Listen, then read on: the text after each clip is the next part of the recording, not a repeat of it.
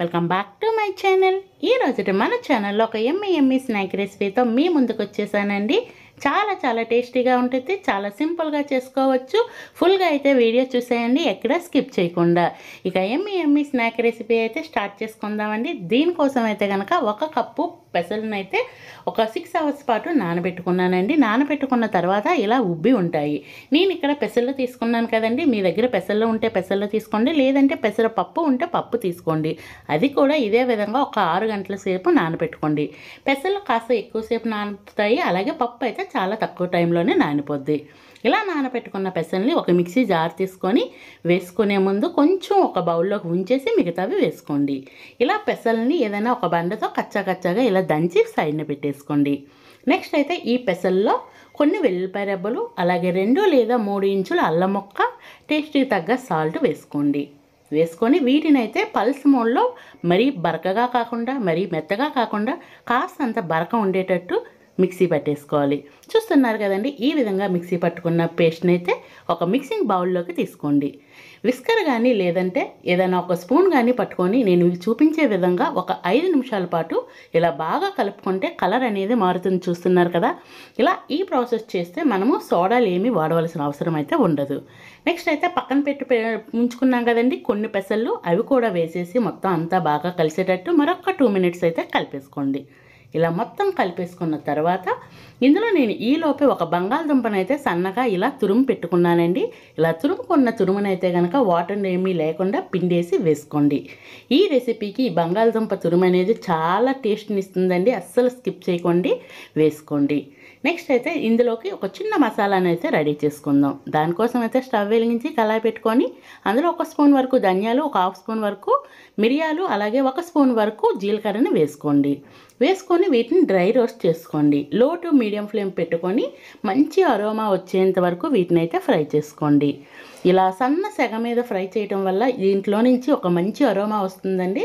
ఈ స్టేజ్లో అయితే కనుక స్టవ్ ఆపుకొని ఒక చిన్న మిక్సీ జార్ తీసుకొని అందులో బరకగా మిక్సీ పెట్టేసుకోండి. మెత్తగా పౌడర్ చేయకండి, ఈ విధంగా బరక ఉండేటట్టు మిక్సీ పెట్టేసుకొని దీన్ని అయితే 1 స్పూన్నర వరకు వేసుకోండి.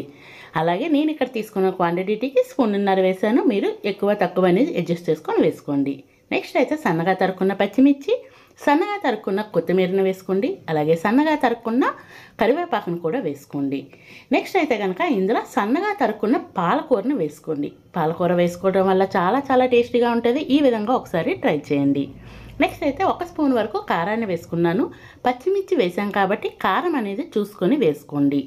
ఇవన్నింటినీ ఒకసారి బాగా మిక్స్ అయ్యేటట్టు కలుపుకోండి.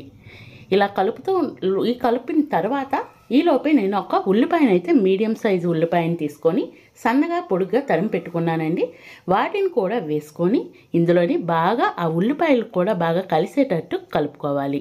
అలాగే ఈలోపు అయితే మీకు చిన్న రిక్వెస్ట్ అండి, మన ఛానల్ ఇంతవరకు ఎవరైనా సబ్స్క్రైబ్ చేయకపోతే ప్లీజ్ అండి సబ్స్క్రైబ్ చేయండి.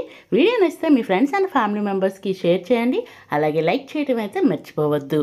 ఇలా మొత్తం కలుపుకున్న తర్వాత ఇలా చిన్న బాల్స్ లాగా అయితే రెడీ చేసుకొని ఫ్రై చేసుకుందామండి. ఈలోపే నేను డీప్ ఫ్రైకి ఆయిల్ కూడా పెట్టేసుకున్నాను.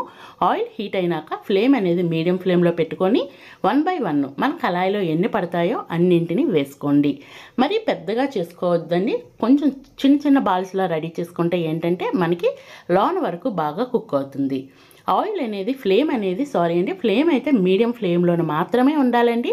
అదే హై ఫ్లేమ్లో అయితే బయట కలర్ వచ్చేస్తాయి, కానీ లోన్ అయితే కనుక ముద్దగానే ఉంటాయి. కాబట్టి లో టు మీడియం ఫ్లేమ్ అడ్జస్ట్ చేసుకొని దోరగా ఫ్రై అయ్యేంత వరకు ఫ్రై అయిన తర్వాత 1 సైడ్ మంచి కలర్ వచ్చాక రెండో వైపు కూడా తిప్పుకొని అన్ని వైపులా మంచిగా ఈవెన్గా ఫ్రై అయ్యేటట్టు కలుపుకుంటూ ఫ్రై చేసుకోవాలి.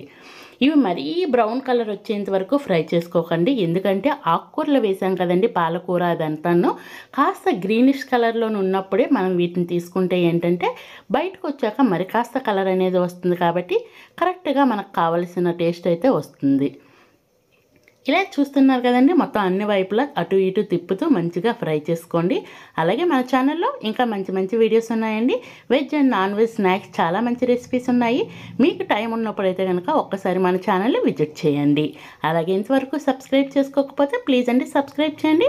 మీ ఫ్రెండ్స్ అండ్ ఫ్యామిలీ మెంబర్స్కి షేర్ చేయండి. చాలా ఎంజాయ్ చేస్తూ తింటారండి. ఈ స్నాక్ రెసిపీని అయితే ఒక్కసారి చేశారంటే ఖచ్చితంగా మళ్ళీ మళ్ళీ చేసుకుని తింటారు, అంత టేస్టీగా ఉంటుందండి. ఒకసారి ట్రై చేయండి. ట్రై చేసినాక మీరే నాకు ఈ మాట అయితే చెప్తారు.